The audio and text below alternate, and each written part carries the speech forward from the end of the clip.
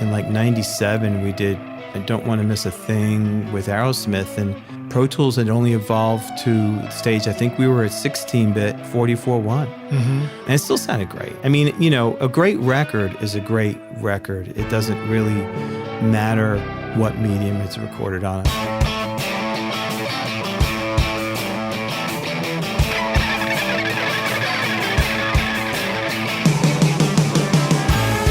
Welcome to Recording Studio Rockstars. I'm Lij Shaw, and this is the podcast created to help you become a rock star of the recording studio. Hey everybody, it's Lij Shaw, and welcome back to Recording Studio Rockstars. My guest on today's show is David Thoner. We're actually going into part 2 of AC/DC for those about to rock.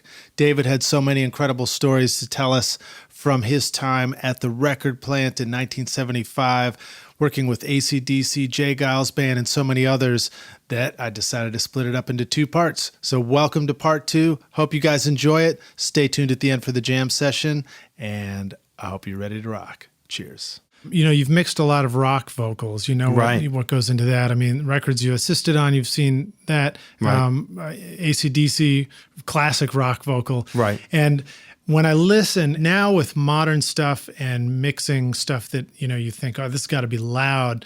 It seems like there are so many tricks that people say you need to do your vocals right. You know, like you need to have, you send your vocal out and it returns on 4 different faders with all these different treatments. And yet somehow when you were mixing records at that time, the vocals are just right and they're great. You know, you're mixing with vinyl in mind, and they're not too bright and not too SE for vinyl record. Right. And yet today I might find myself instinctively thinking I needed to mix it so much louder and so much more in your face. Right. What is it about what you were doing or the way you were doing vocals then versus now? And what advice do you have for us mixing vocals? It's the exact what I've been doing for 42 years. I do it exactly the same way now as I did back then. I'm so glad I asked you. And that is, every singer sounds different, right? So some people will say, well, Telefunken 251 Elam is my favorite vocal mic, you know, and I record everybody on that. And it's true, it is an amazing $60,000 or $20,000 microphone, whatever it costs nowadays. But one size does not fit all. So one mic does not necessarily fit all. And what I've done since the very beginning, and I learned this, I'm sure, from engineers that I had worked with, whether it was either Jack Douglas and Jay Messina, who were doing the Aerosmith stuff, or I learned it from Roy, or I might have learned it from Shelly Yakus, who was very famous for doing like Tom Petty and Stevie Nicks and tons of records. I can't name them all. But the idea is, unless you've worked with the artist before and know what they sound good on, I get 4 different microphones that I have an intuitive, from listening to them sing acoustically in a room, I'll choose 4 that I think would be the most appropriate.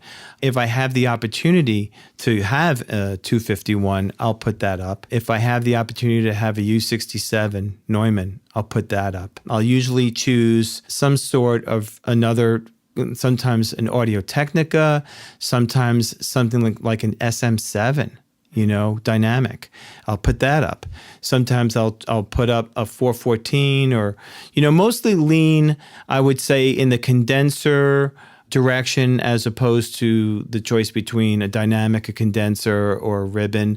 Mostly with vocals, you know, ribbon might work for a certain sound, but it's a little bit darker and a little bit fuller than it's not necessarily going to compete with a loud track, right? And so that wouldn't be like my instantaneous go-to, but at the same time, if the producer said I'm looking for something old-fashioned, I'm looking for something retro, I might throw up something that was a ribbon, you know, maybe even a Royer 121 or something like that, you know. I might just throw up period out of the fear of trying to make the right decision on a vocal. So I'll have them all lined up and I'll have them all coming to the board flat. Okay, and I'll go through and get gain structure so that they're all... Are we in compression yet? No compression. Very simple. get all the gains right. Before I'd have them sing, I'd probably have my assistant go out and just do 1, 2, 3, and getting him to just say the same thing at the same level on each mic and get it all done, right? I like that strategy. I try to wait till the last second to have the artist put the headphones on and get on the mic. Exactly. Because I don't want to bore them. It's already, they got to kind of perform for me, so I don't want to get them. It's like having the drummer go out and hit the high tom over and over. If I can kind of, before the drummer comes in, sometimes I'll have my assistant go out and do the initial, like, okay, just let me hear the high tom, and I'll ballpark the EQ. Second tom, I'll ballpark the EQ. Now it's going to sound different when the drummer comes in because he's going to play with a different intensity. He's going to hit the drums maybe lighter than my assistant, maybe harder than my assistant did. That's going to change the sound, but at least I know. You've already checked your drum phase. I've checked my drum phase. I've gotten each of the drums really close, so there were a dB or so of adjustment. But at least the drummer doesn't have to go through and be like boom, boom, totally. boom. Because by the time he finishes doing all that, he's like, oh shit, now I got to play. Exactly, I've just spent an hour getting drum sounds. So getting back to the vocals, I'll have the singer sing like the first verse and the chorus, because naturally the chorus is going to be harder sung than the verses. And I'll go, okay, try mic 1, okay, mic 2, mic 3, mic 4. And I'll invite them back into the control room and say, come on in.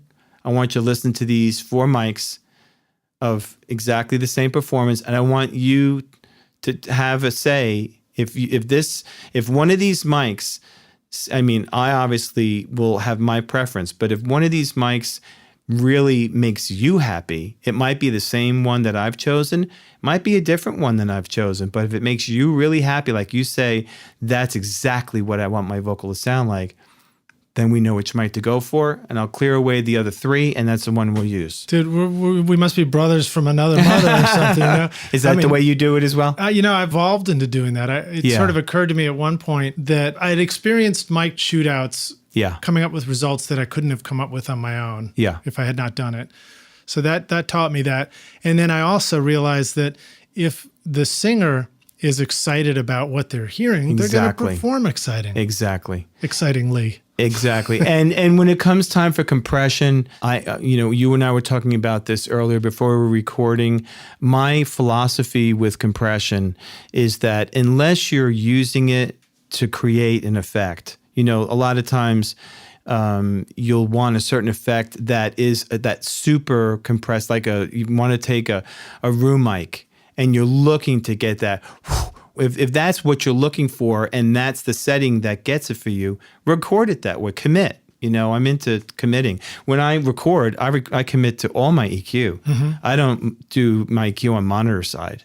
I don't record things flat. And if I bring the fader up and I think little 500 or 400 needs to come out of the kick drum and it needs a little bit of 3, 4, 5K to put some snap in, I record it that way. It's like I'm not going to change my mind. Right. That's what it needs. Commit next. Because I don't want to do rough mixes and then have to EQ every time I do a rough. And if I change from one studio to another studio, especially on a console. Yeah, I don't want to change from one studio to another studio and have it. Okay, great. Now I'm on a different console in a different studio and I got to EQ the playback to get this. So I just want to do a simple guitar overdub, but everything's flat. So it all sounds like shit. Right, totally. So anyhow, I'm always trying to record the end result at that moment. Sometimes if I have a delay, I'll record the delay. If I'm not positive about the delay, I'll put the delay on another track so that I have it forever and I can adjust the balance of it against the guitar. But at the moment, if I think it needs an 1/8 note delay and I put it on another track, I've got it. And then if I change my mind later, I can change it. Or later on, I go, yeah, that still sounds great. Well, that's great stuff. So now a lot of the rock stars are, some are in consoles, but majority are on Pro Tools and on DAWs, recording in different DAWs. Right. So do you do a lot of recording inside a DAW? Do you mix in a DAW? I mix in a DAW all the time now. And even when a client, like I have my Japanese client, wants me to use an SSL because he wants the signal going through an SSL, I'm usually dealing with 70, 80, 90 channels of information. So what I'll do is I'll submix, like I'll have a 20-piece orchestra, I'll submix that down to stereo. I might have 4, 5, 6 tracks of guitars. I'll mix that down to stereo. And print it.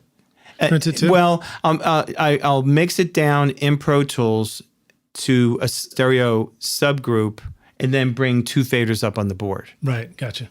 So I can always change that balance. So I'm not committed. If it's the orchestra and I find a certain spot, I need the cellos to come up in a certain spot, I'll ride them in Pro Tools so that I don't really hardly ever touch the board. Yeah, the faders are up and it just faders are up. Thing. They're all at unity, and I use a little bit of compression on the stereo SSL compressor. And then we just go through, because when we have to occasionally recall, but not very often, but basically it's just where was this certain thing panned at? Right. Was it left, center, right? And then so when we're recalling, he just has to line up the pans and we're back. Well, let me ask you this question. You have experienced making amazing recordings on amazing gear, analog consoles, tape machines, outboard gear. You were in situations where you could call in 20 Pultecs. What are some of the things that you've seen people tend to forget that is available to them in Pro Tools using plugins and things like that you might have done in the analog world, but people need to be reminded of it in Pro Tools? So is this like what kind of plugin? Most of our people are not, they're not even breaking out to a console. It's straight up in Pro Tools, recording into computer, mixing in the computer. So kind of what's my method in mixing in the box? Yeah, sure. Or what are some great go-to strategies for really making your mix come together and not sound flat and like shit if you're in the box? Yeah, there's some amazing plugins out there, and I've been mixing in the box since about 2006 or 2007. Even when I was going against the grain, and when people would say, "You're not mixing in the box, are you?" And I'd be like, "Yeah," and they go, "Well, that mix wasn't done in the box, was it?" And I go, "Yeah," and they go, "Really? It doesn't sound like it." And I'd be like, "Well, yeah, I'm using the same ears I used for the past 40 years. And even though it's in the box, sometimes people would use phrases like, oh, it sounds sterile, or it sounds one-dimensional, or they would kind of use all these negative connotations about digital working in the box. And I was just like, well, not if you approach it right. It shouldn't sound that way. Analog tape retains a signal, but other than the fact that analog tape has a bump at around 60 cycles, and then, certainly has that saturation quality that you can sometimes go for and sometimes not go for. A lot of times I didn't always want to saturate the tape on certain things. I wanted what was being recorded to sound exactly like what it sounded like. I didn't want to have the tape play it back for me sounding different than what I put in, because I recorded it so hot that I was into saturation. But aside from the bump and the kind of roll-off that you get off an analog tape machine, I mean, it's supposed to just faithfully play back what was put into it. And so for me, Pro Tools, especially now, I mean, again, I had told you back in like 97, we did I Don't Want to Miss a Thing with Aerosmith, and Pro Tools had only evolved to the stage, I think we were at 16-bit 44.1. And it still sounded great. I mean, a great record is a great record. It doesn't really matter what medium it's recorded on. I'm not a believer of everything's got to be in the analog medium or everything's got to be in the digital medium. I'm not a believer of any of that. I think a great song is a great song. And if it's well recorded, then it's well recorded. I mean, I've recorded straight onto Pro Tools, but I'm going through a Neve console. I'm going through tube compressors. I'm going through all the analog gear I want to go to, and I'm storing it on Pro Tools. And I really just want Pro Tools to play back exactly what I put into it, and that's what it does. Yeah. So if you're looking for particular plugins that I've really, really like, tell us. I'll tell you the Opticom XLA3 that was offered by Plugin Alliance. I became aware of it about 4 weeks ago. And I had mixed a record about 6 weeks ago. Well, I mixed it 6 weeks ago, but it hadn't been mastered yet. And I was using, on the particular mix that was considered the master at the time, I was using the Stephen Slate VMR. Yeah. The VMR virtual mix rack, yeah. And so that houses all the Slate plugins. Yeah, and so I was using that on I have my drums going into a stereo subgroup, and it sounded great. And then I read about this Opticom, and it said, download it and listen to it. And honestly, that's the only way that I can ever really gauge a piece of gear. Totally. I got to download the demo, listen to it, and then give it the thumbs up or kind of go, I already have 100 equalizers. I don't need that particular one. I have 100 that do exactly the same thing. So I downloaded the Opticom, the trial. I put it across the stereo. I just put my original one in bypass, put this in, messed around with it to level match exactly. I wasn't fooling myself with the dB or two more of gain or anything. Right, totally. It was level match exactly to what the other plugin. But there was something. It's an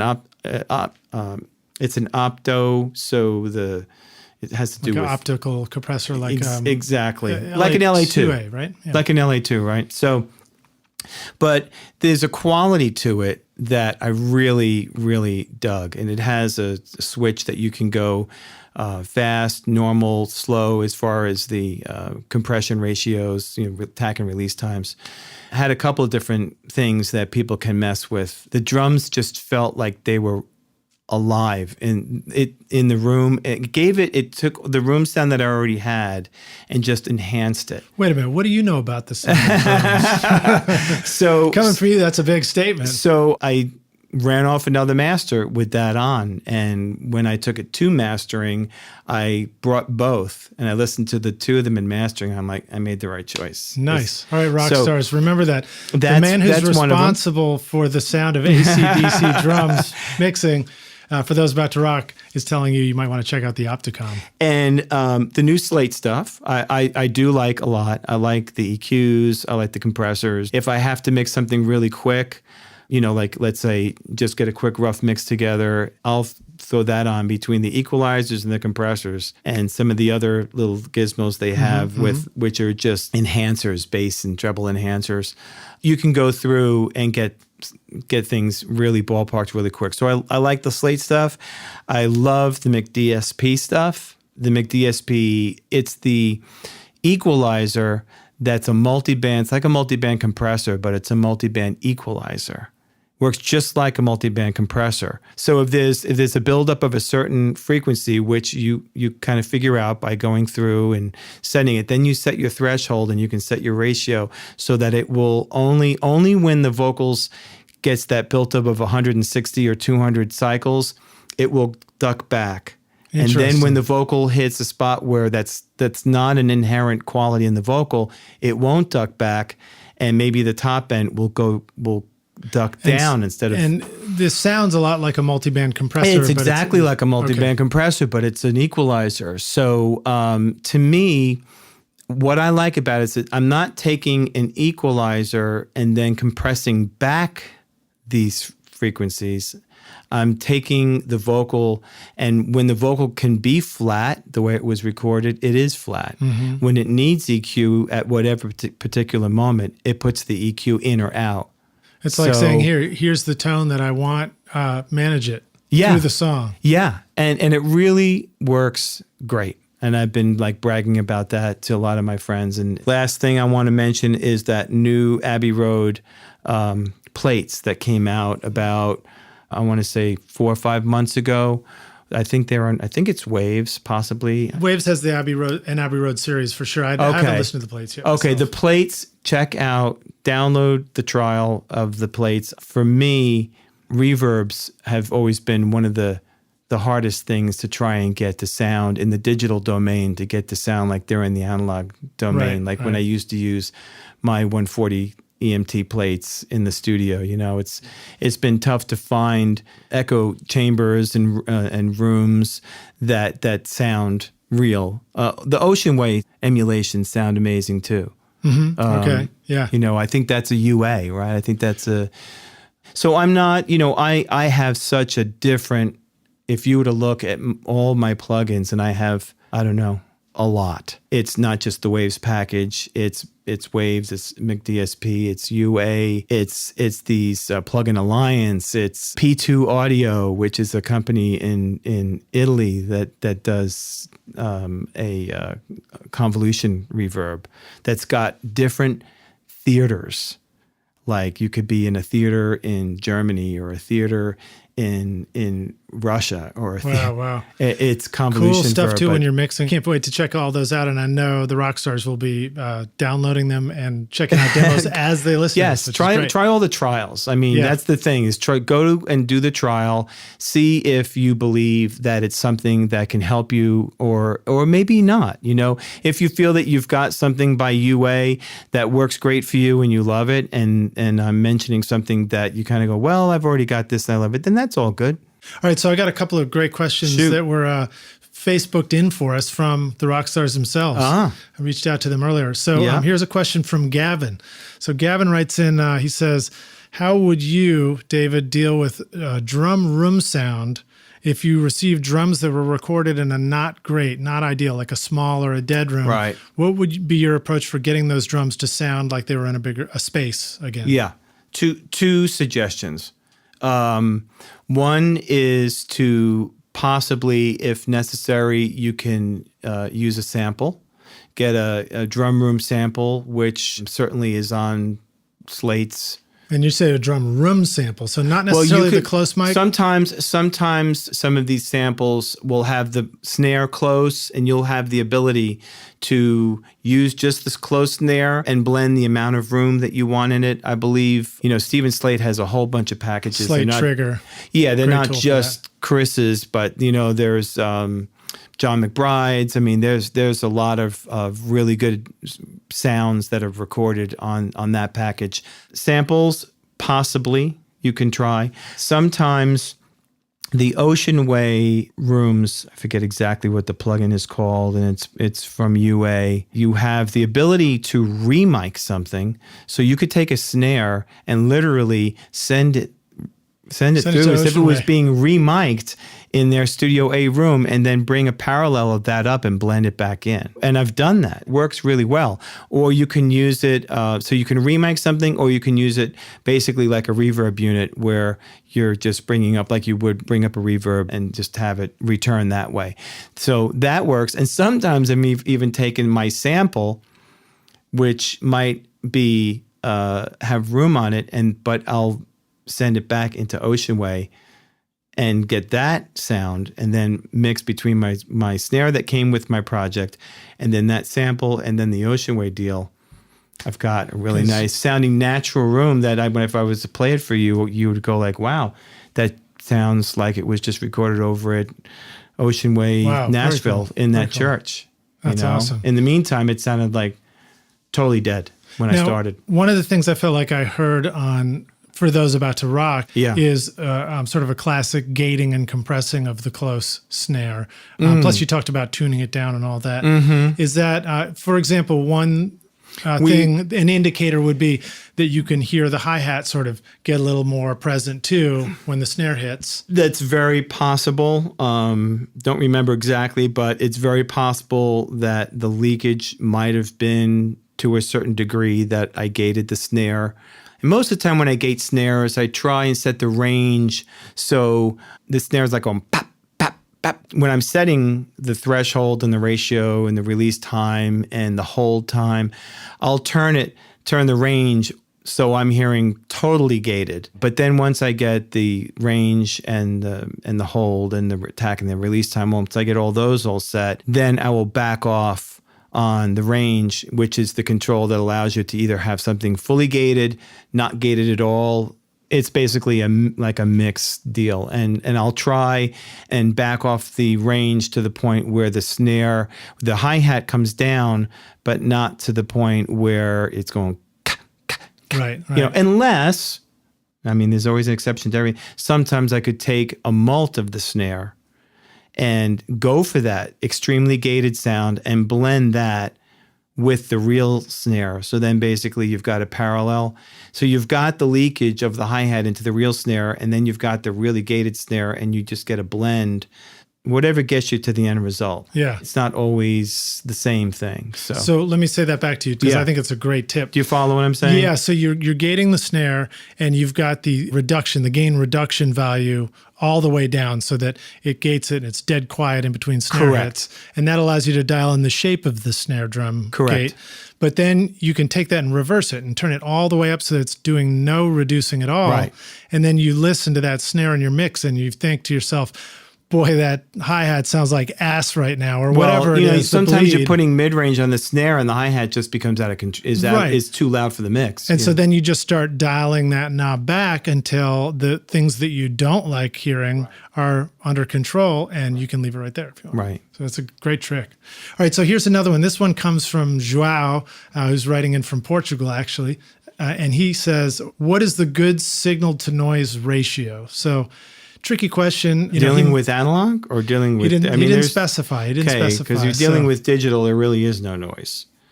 Okay. Just answer it however. Maybe you just need to educate a couple of basics. Yeah. I mean, signal-to-noise ratio would only really come in an analog situation because analog tape has an inherent hiss. If you take a roll of analog tape, throw the machine, obviously aligned properly, but throw the machine into record and then stop and then play back.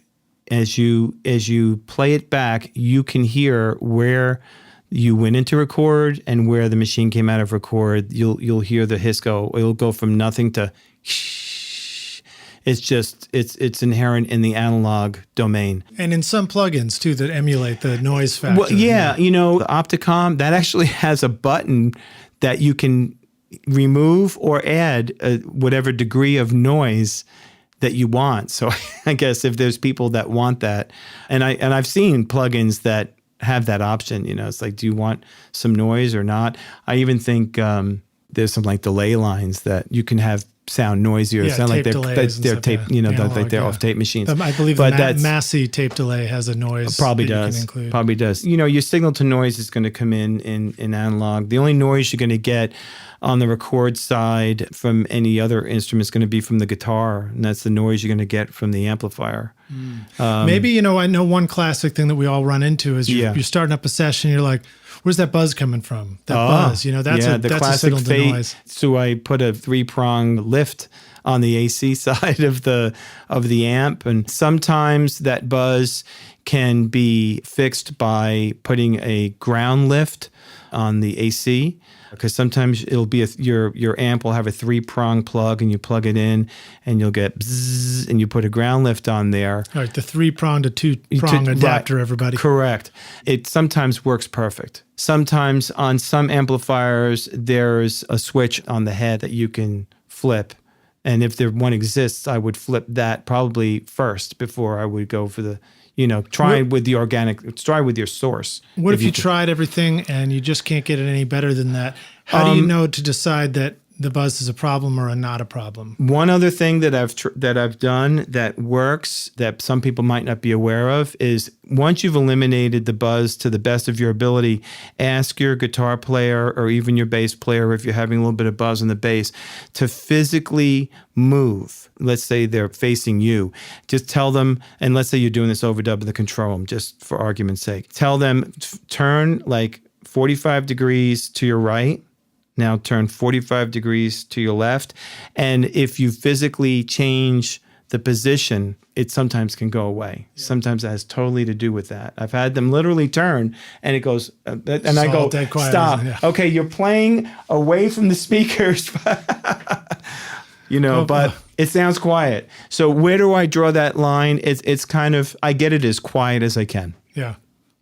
I do everything possible with the lift, with the head. If certain pickups are right for the part, then you can't change that. It is single coil. Yeah. Then it's going to be a little bit. Yeah. It's going to be a little bit noisy. So you just try the best of your ability to make it as quiet as you can. A reminder, everybody, to make sure you're judging whether it's a problem in the right moment. Because if you're just sitting there and doing nothing, you hear a buzz and you think, oh, I got a problem.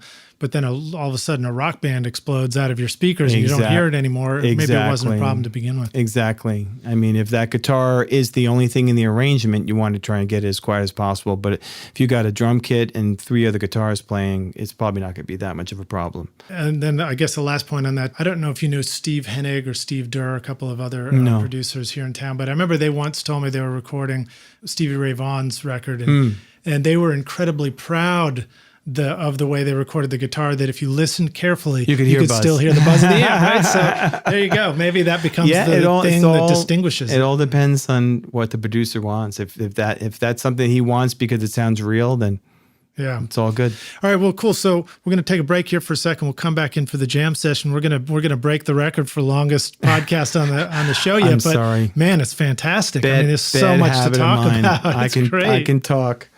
So Rockstars, a reminder to you that our guest today is David Thoner, and I'm going to include links to all the stuff we're talking about in the show notes, which you'll find at rsrockstars.com, and then just search for David Thoner. That's Thoener. Correct. And also, if you're listening on iTunes right now, you can just pull up the episode and you'll see the logo there. If you touch it, it should just open up the show notes, and you can click any of the links to go directly and very easily without having to remember any addresses at all. One last reminder, too, is if you haven't already, go check out our private Facebook group for Recording Studio Rockstars. Just go to facebook.com/groups/Recording Studio Rockstars. I'm going to invite David to join our group after this. You can go say hi to any of our guests and give them a shout out and say hello. All right. Cheers. We'll see you in the jam session in just a minute. Hey, everybody, it's Lid Shaw, and I want to thank you so much for listening to this episode of Recording Studio Rockstars. I really appreciate you, and I really appreciate your time. And as a way of saying thank you, I've created a special mix tutorial just for you, Rockstars, totally free, called the Mix Master Bundle.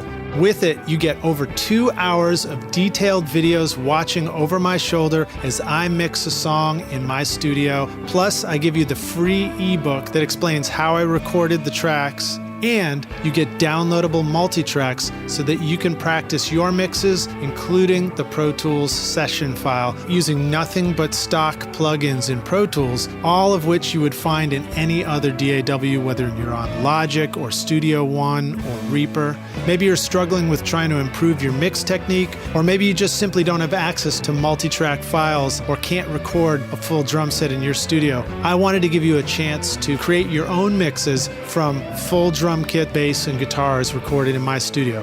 The song is called American Winter, and it's off my instrumental record Skadoosh, and it's all available for you totally free right now. All you need to do to get it is text Mix Master Bundle to 33444, and I'll send it directly to your email. Again, that's Mix Master Bundle with no space to 33444, or you can go directly to mixmasterbundle.com, enter your email, and I'll send all the files directly to you.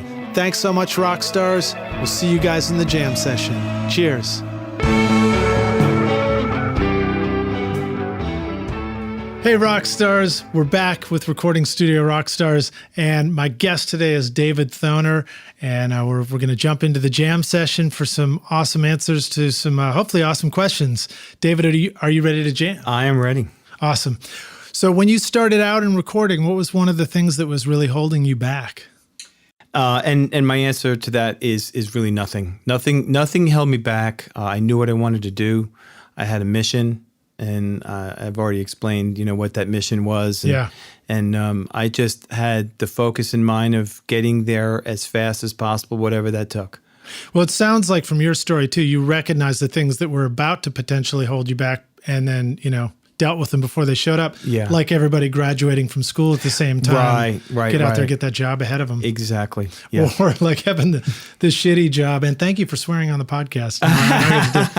The shitty job and, filling out applications at the new ones before you waited for the shitty one to kind of fall to pieces. Yeah. I mean, I knew where I wanted to be. It was just I had to find a way to get there as quickly as possible, but knew at the same time, as I said to everybody earlier, that I had to be patient and I had to bide my time. And when luck and timing were in my favor, then awesome. Yeah, awesome. Well, so now how about some of the best advice you received? It's a funny thing about that. back when I came into this business and was assisting some amazing engineers, nobody gave me any advice. They didn't even warn you not to be on any lengthy podcasts or anything like that? They didn't warn me about you or the podcast that was going to be happening in the future. They were all very, very guarded about how they did stuff, why they did stuff. If I would be curious, they would just sometimes say to me, ask me at the end of the session and I'll tell you, why I did such and such if I can remember, and I'd be like, okay. And at the end I would ask them and sometimes they would say, well, you just got to use your ears, man. And I'd be like, oh, okay. I could see you're not going to tell me at all how you did what you did. So the answer to that is honestly, I got no advice from everybody. I actually got some bad advice from some people. Really? Really? Do you remember any bad advice? Yeah.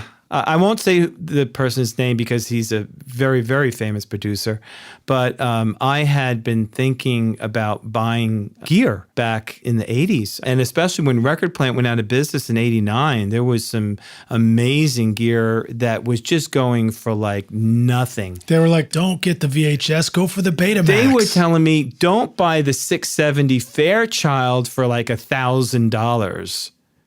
Don't buy this, don't buy that, because it's like, then the answer, and I'd go, why? I mean, this stuff couldn't be valuable. And they'd say, man, if I'm hiring you and I'm paying you, then don't think I'm going to pay for your gear as well. So, if you need that. So don't have expensive gear because I don't want to have to pay extra for you. Right. If you need that to do your job, well, then that's your problem. Nice. I thought they were like, because the new digital millennium's coming, the age of digital. You want that? Anyway, so that's that answer. I didn't get any advice from anybody. Everything I really had to learn the hard way. All right. Well, so now how about a great recording tip, hack, or secret sauce? Now, I know we've already hit a bunch. Yeah, I got a couple. I could not ask you a lot of questions. No, and I'll answer these quick because I'm prepared. And the answer to that is, and I said this earlier, but I'm going to repeat it, is research the band. If they don't have a record out, go to some live shows and get an idea of what they're all about. If they have some records out, research the previous records prior to the one that you're ready to do and make yourself familiar with everything about them. The other, I wrote a couple down literally while I would be at stoplights on the way to see you because they would come, I would be like, oh, got to tell them to do this. Always check your mix in mono. I realize everything's in stereo, but there are phase issues that you won't necessarily hear in stereo, but you will hear in mono. So every once in a while, just hit the mono button on your monitors and see how your mix folds down into mono. And another really cool trick that I learned a long, long time ago that can work, especially if you're doing aggressive rock stuff. I personally like to pan my guitars. If I have two rhythm guitars and I pan them left and right, and I'm looking to get them in balance in the mix, I'll balance them in stereo, but then I'll fold it to mono. Now, naturally, because they're full left and right, they're going to drop down and level probably around 3 dB or so. So while I'm in mono, I'll raise them to where they're balanced with the drums and the bass. And then I'll go back to stereo, and they are kicking your ass. Hell yeah! Did you do that on for those about to rock? Because those guitars are like I might have because the mono idea was very, very in my mind back, and it still is. But because I was in a new studio and I was in a new environment, I probably was switching off and back and forth from mono to stereo. A lot of times when you're in stereo, you'll raise them up, but there's like this governor that stops you, and you kind of go, yeah, that's sounds really loud, and then flip it to mono and see if they're still loud to you. If they're not still at a really good balance with the bass and drums, try and make them in balance with bass and drums in mono, and then flip it back to stereo. And then if you need to pull them back a dB or so. Well, it makes sense because your bass and your mono elements, your bass and your drums are coming out of the left speaker, and they're coming out of the right speaker. Correct. And when you sum them to mono, they're actually going to stack up on top of each other and be 3 dB louder, right? That's right. That's exactly how it works. But your hard panned guitars, when you drop them into the center, they're going to stay at that same volume because they were only in the left and only in the right. That's correct. So I mean, that's a cool little trick. For those about to rock, listen in mono. And then the last one I think the last one, maybe I might have another one here. I wrote down, unless you're using compression for an effect, I would use, on the record side, I would use compression to control the guitar or the bass or the vocal, but not to the degree where you can hear it. Pop it and bypass in and out so that it's bypass, it's in the circuit, it's bypass in the circuit. And if you can see that the compressor's doing its job, but you're not hearing it when you pop it in bypass and then back in the circuit, then you've probably reached a good spot to stop right there. Because when you get into the mix mode, you can always compress more. If you compress on the record side and you over compress something, when it comes time for the record to be done, you might find that you over compressed your guitars, or you might have squashed the daylights out of your bass. It's a lot harder to try and expand it back out again. It is. So, I've had occasionally sessions where I've had a mix and the engineer would set the compressor on the lead vocal for the verses, but never looked back to see how hard it was hitting on the choruses. And the verses will sound good, and they'll get to the choruses and all the low end is squeezed out of the vocal. So I would have to take a mult of the vocal, and when I got to the choruses, I'd have to switch faders, and I'd have to EQ all the things that the compressor did, like taking the bottom out of it and taking the dynamics out of it, and I would have to rewrite all that back in. So if you have the singer sing the loudest passage and then set your compressor at that stage, and then when you're in the verse, if it's not compressing, fine. You've spent years and years, decades mixing. Is this something that you recognize really quickly now when you hear it? You're like, I can tell that it's a squash in the chorus. Oh, yeah, without a doubt. I mean, instantly. All right, so I'm gonna fish for one more tip from you, because we never talked about bass and low end. Yeah. What have you got for us as far as getting the low end right on a mix and knowing when the low end's right? Okay. I guess first step, obviously, is know your speakers. Take records that possibly something that you have done prior, or possibly something that someone else has done that you admire. And when you're trying to get your bass sounds or your balance of your bass in the mix, you can always use a song that you think the bass is just perfect, and go back and forth and see if your mix is close to that. The other thing I would say to use as just a general, I use a lot of high-pass filters a lot of times, even on bass, even if it's just taking out 25 cycles. There's a lot of, obviously, 40 and 50 and 60 that I want to retain, but I don't necessarily need 25. So a lot of times I'll go through, even on a kick drum or on a bass, and I'll leave it at 25. Do you feel like typically there's more lower material that we do need in a kick drum that we don't need in a bass, or vice versa? It depends on the song. That's an interesting question. I had a producer say to me when I think it might have been my first record, and the producer turned to me and he goes, okay, so which is lower, the bass or the kick drum? At the time, I said the bass, but that's before hip hop. That's before the aggressive kick drums that have been in contemporary songs. Before digital music and CDs. So the answer to that in 1975 was the bass, but now in 2015, 2016, it all depends on the song. You have to do what's right for the song. And if the kick drum is what's driving the song, then you got to really focus on that and make sure that nothing gets in the way of that. And you might have to contour your bass to work with the kick drum. But if it's a rock song where you want the bass to really cut through, sometimes you've got to contour your kick drum to not have the same overlapping frequencies as your bass. I mean, there's going to be overlapping frequencies no matter what, because there's a lot of information between 50 cycles and 1,000, 1,200 cycles, 2,000 cycles on both instruments. So it's really trying to... Plus the bass is playing different notes. The bass is playing different notes, but I always try and get my kick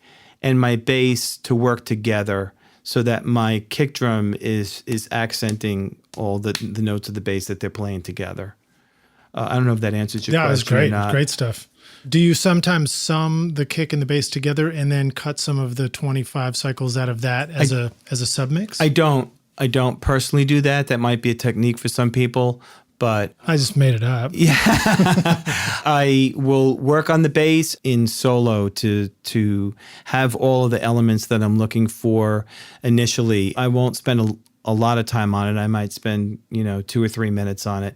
And then I'll move over to the kick, I'll move over to the snare. Then I'll start shaping and fine-tuning how their interaction work with each other, Yeah. Once I get the bass and the drums together, I might say, I need a little bit more bottom out of the bass, in which case I'll try and find a frequency that works. And I might find that maybe 90 cycles or 60 cycles works really good on the bass. So I might go and pull a little bit of that back on the kick drum. Right, so make space for something. Yeah, That's cool. It's all a little bit like carving, especially when you're working with stuff that's 70, 80, 90 tracks of stuff.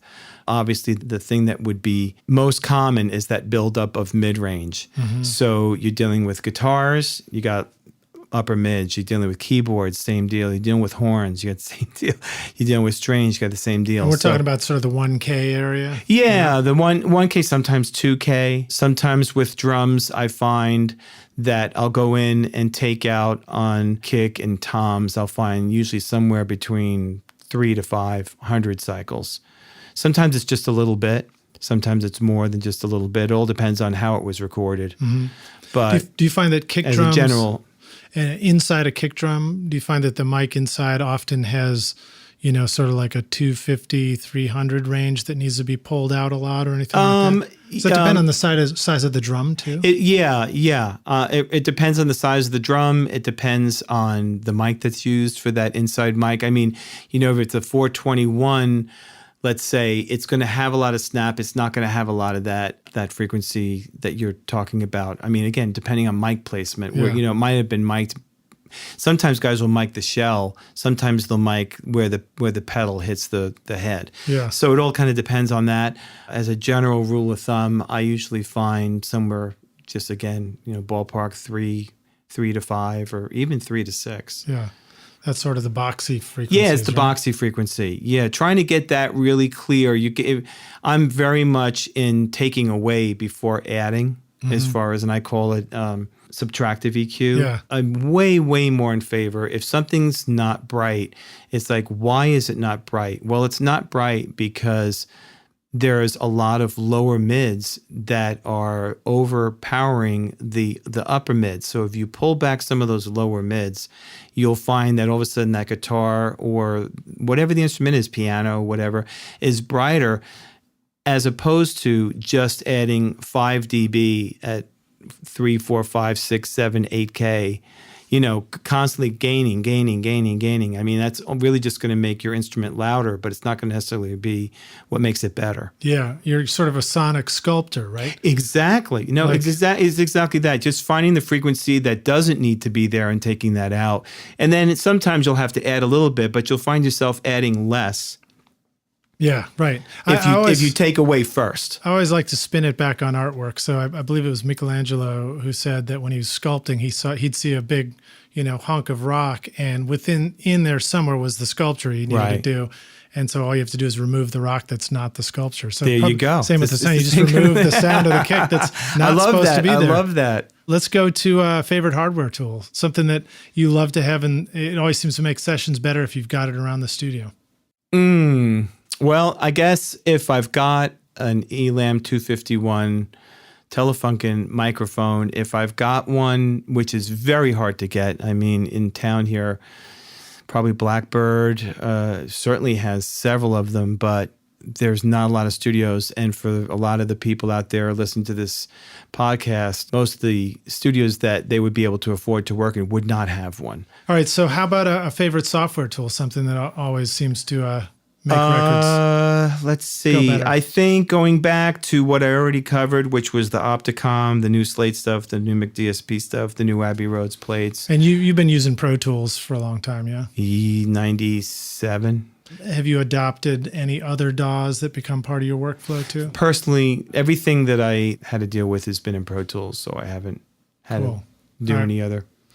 All right, groovy. How about a resource for the business side of what you do? You just said don't use the same lawyer as your as the client. What I had thought a good way to answer this question, very, very important, is I wrote down for all the rock stars out there and the future rock stars, it's very, very important. I can't emphasize it enough to save your money, because this business is feast or famine.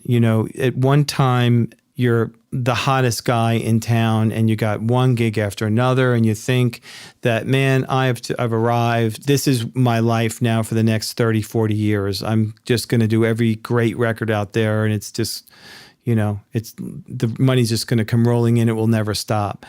Don't ever think like that. Even the best artists, the best producers, the best engineers, and the best mixers will have ups and downs. I mean, this is 42 years for me, and I can think back to the 80s when I would be off for a month or maybe 2 months, and I would go, oh shit, it's over. I hope I got enough money in the bank to last me, and then all of a sudden things would pick up again. But I was always saving. So even when I'd hit those periods of 2 or 3 or 4 or 5 or 6 months where I would not get called, I never had to worry about being able to pay my rent. Nice, good advice. Because whenever I made money, I didn't live a high lifestyle. I might have, $40,000 in the bank, but I didn't go out and buy a new car. I kept it, and I knew that every month when I need to pay my rent, pay my bills, if work comes in, great. If work doesn't come in, I don't have to stress. Mm-hmm, mm-hmm. So that's an important thing that people might not cover, but it will be the deciding factor between being able to do this for a living and not do it for a living. Yeah, I agree. I completely agree. All right, so now here comes our last couple of questions, but this one's sort of hypothetical, which is, imagine you're finding yourself in a new place to start all over, and you need a simple setup to start recording with. Yeah. You need to find people to record, and you got to make ends meet while you do it. Yeah. Sounds eerily familiar to being in your youth and showing up in a place like New York and going for it. What advice would you have to people now? It's almost like that desert island question in a way. Like if you got dropped off in a desert island, what gear would you make sure you had with you? Desert island is, I don't think Tom Hanks had anybody else to record when he was cast away. So, I've already kind of answered my favorite obviously is the Telefunken and having a Pro Tools system, but I'm also a huge believer that a lot of the gear doesn't necessarily matter. If I was in a situation where I had 10 57s, an Altec mixer, and a 2-track tape recorder, I'd make it work. You'd be pretty cool too in East Nashville, So, you can really, your imagination is the guide for that one. I mean, and if they're really great musicians, I had heard a story, I believe it's true to some degree, that the Boston record, or the band Boston, the very first album that came out with More Than a Feeling, that everything in Tom Schultz's studio was 57s. I mean, that drum kit was mic'd with 57s overheads, 57 toms, 57s on the snare, 57s on the kick drum. I've done a record with 57 as an overhead. We just had one of them. And I remember I go back and listen, I'm like, God, why'd that sound so good? A lot of those songs were great songs, and that's what he had. That's what he used. Wow. So, yeah. So, you don't necessarily need to have, $10,000 microphones to do a great job. You could have $50 microphones. You got to have a $10,000 idea. So how about finding those great musicians? Geez, that is, to this day, if someone had that answer, I'd give them a lot of money, because I don't know. That has to do with relationships. If in the beginning, I would say go out to clubs and try the best you can to meet some of the guys after the show's over in these bands that you're become fans of. And if you're able to get access to a studio, you can mention to them that you have access to a studio and you'd like to go in at their convenience and when you can mutually agree to go into a studio and record. That's really hard to do because honestly, even recording digital is money. You got to pay for a hard drive, and if someone's got preamps and this and that, they're going to want, even if it's $200, $300, $400, is who's going to pay for that? So that's a really tough one. Personally, the only reason I was able to steer away from that one, back when I got started, my boss got asked to do a band, and he didn't basically show up. So I sat in, and then when it came time for their next record, they gave me a call. And back in those days, you got airplay, being able to find a magazine and see your record chart. And from that, people would find you. I would get calls that say, because you were properly credited. Yes, I was credited, period. There's a lot of times I'll hear a great record these days that I'll go to AllMusic and I'll search the record out. I went to his site and I found the new album that had just come out, and I looked up and I hit credits. It said the artist's name, and it said primary artist. That was it. That was it. Credit, yeah. No, I didn't know who the producer was. I didn't know who the engineer was. I didn't know who the nothing. And I realized that maybe on this particular situation, the album was so new that AllMusic.com didn't have time to put all that information. I don't know. But some records I've looked up that are a year old, and I'll go back and I'll say, man, that's a great sounding record. I wonder who did it. I'll hit credits, nothing. Primary artist, it might list the players, and that's it. Yeah. So back when the albums were tangible, you got credit, and then people would go buy that record, they'd turn it over, they'd see your name on the back. And luckily for me, I'd get a phone call that said, I see your name on this new record. You did this record. What did you do? I'd have a conversation on the telephone. Yeah. And, I tell them what I did. And then they'd say, are you available to work with so-and-so? Also there were record companies, and there were A&R guys. So back then, a lot of times I'd get a call from a management or from an A&R guy. Those are like, you could probably count the amount of A&R guys on one hand that are there tangible today. There was a time where there'd be 5 or 6 just at one company.